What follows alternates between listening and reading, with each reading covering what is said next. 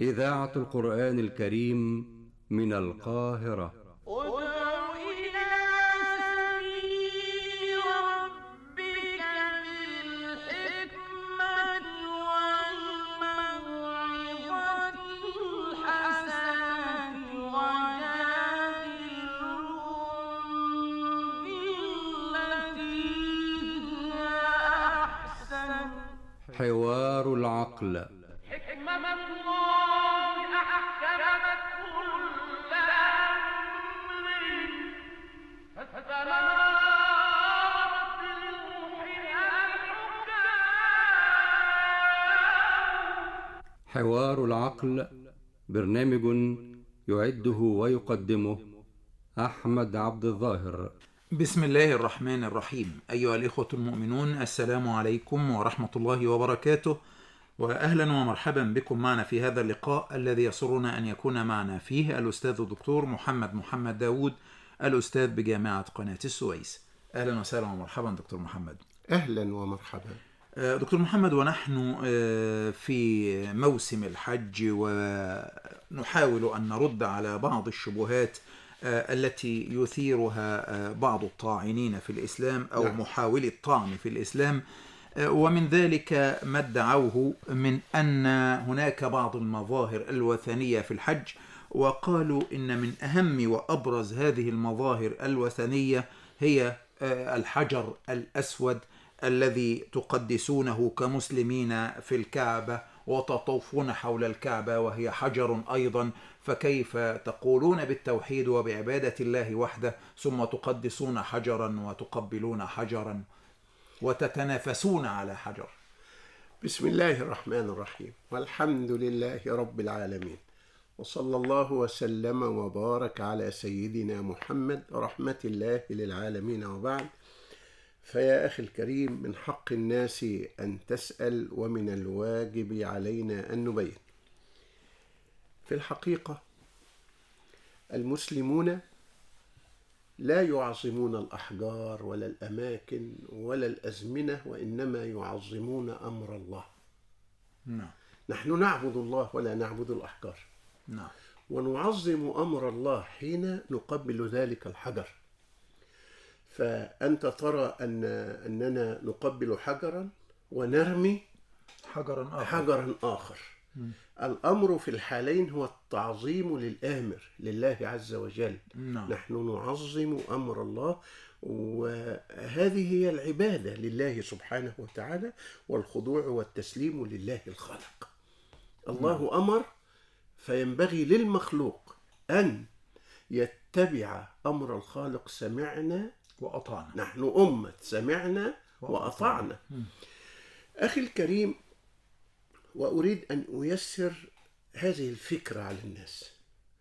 يا أخي، الناس تطيع إنسانا يعني لا فارق بيننا وبينه إلا العلم مثلا، أو إلا القدرة والقوة مثلا. يعني يأتي الطبيب ويصرف تذكرة دواء كثيرة وكبيرة جدا، فيأتي الأستاذ أحمد ويقول لي: يا داود، تأخذ كل هذا الدواء؟ فيرد داود ويقول: يا أستاذ أحمد، الطبيب كتب لي ذلك. فأنا أتبع تعليمات الطبيب وأستجيب لها دون علم بتفاصيل هذا الدواء كيميائيا، ولا التفاعلات، ولا الآثار، ولا النتائج، ولا هذه المسألة. أنا وثقت في هذا الطبيب، ووثقت في هذا المستشار القانوني، ووثقت في هذا المهندس، فاتبعت تعليمات هذا المهندس. فما بالنا بالله؟ نحن أعلم أم الله؟ سبحان الله. فالإنسان يسلم للأعلم يا أخي.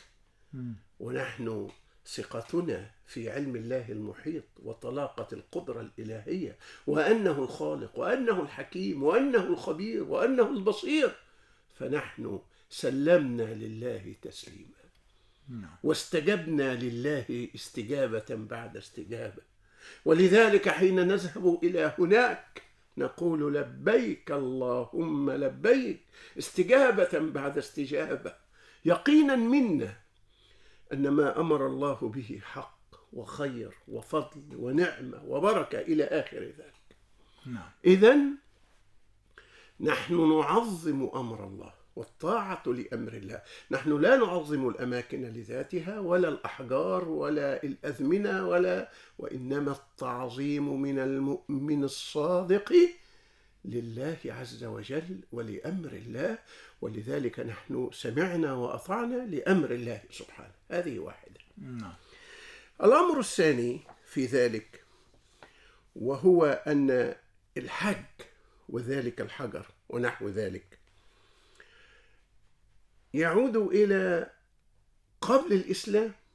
يعني المسلمون ليسوا وحدهم هم الذين يصنعون ذلك، سبقتنا في ذلك. سيدنا إبراهيم كانت عنده هذه المناسك وكان يحج البيت وهو الذي أذن في الناس بالحج وهو الذي وضع القواعد من وهو البيت الذي وضع إذن المسلمون لم يكونوا بدعا في هذا الأمر، بل هنالك أنبياء هم الذين لهم الريادة ولهم السبق في هذه العبادة، فلينتبه هؤلاء.